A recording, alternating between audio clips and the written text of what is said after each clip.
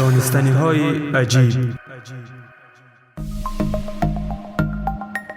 кофе ки бо рағбати тамом нӯшиҷон мекунем, ҳамон моддаҳоеро дорад ки дар таркиби кокоин ва героин мавҷуд аст. агар 2-3 рӯз дар як вақт кофе нӯшед, рӯзҳои дигар ҳам айнан дар ҳамон вақт организм ҳамин нӯшокиро талаб мекунад. агар нанӯшед, хоболуду хаёлӣ мешавед. баъди истеъмоли кофе табъи одам болида мегардад. суръати мубодилаи моддаҳо дар ҷисм каме тезтар мешавад ва қабл аз ҳама мағзи марказии майнаи сарро ба ҳаяҷон меорад, ки дар одам завқи кор бедор мешавад. хоболудагиро бартараф месозад.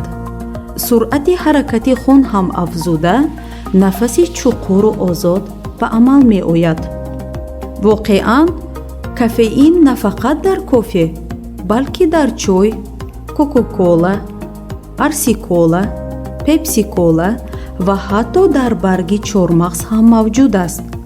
на ҳама медонанд, ки як пиёла чой ва як пиёла кофе ба миқдори баробар кофеин доранд.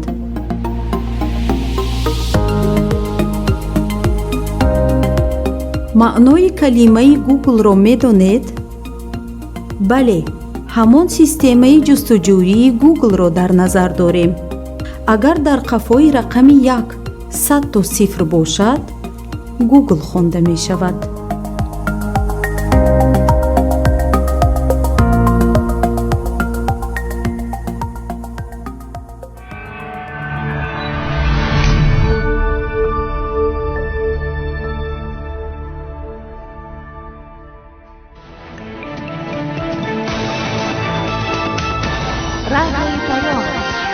در فضای سیاست صدای جدید.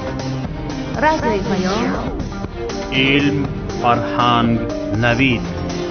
رادیوی پیام. مشورت، بحث، گفت و شنید. در تمام دنیا روی رسانه اینترنتی رادیو پیام نقطه نت.